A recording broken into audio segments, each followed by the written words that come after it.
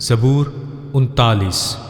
میں نے کہا میں اپنی راہ کی نگرانی کروں گا تاکہ میری زبان سے خطا نہ ہو۔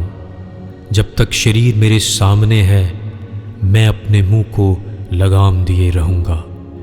میں گونگا بن کر خاموش رہا اور نیکی کی طرف سے بھی خاموشی اختیار کی، اور میرا غم بڑھ گیا، میرا دل اندر ہی اندر جل رہا تھا۔ سوچتے سوچتے آگ بھڑک اٹھی۔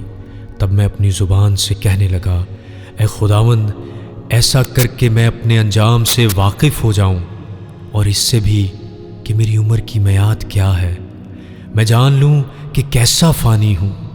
دیکھ تو نے میری عمر بالشت بھر کی رکھی ہے، اور میری زندگی تیرے حضور بے حقیقت ہے۔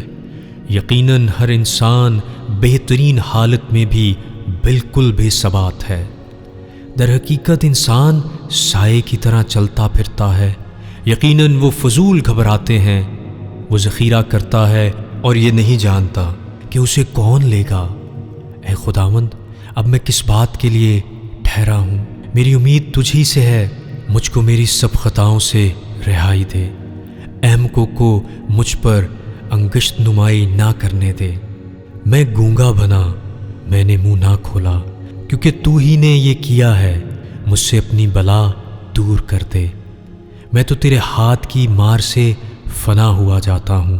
جب تو انسان کو بدی پر ملامت کر کے تنبیہ کرتا ہے تو اس کے حسن کو پتنگے کی طرح فنا کر دیتا ہے۔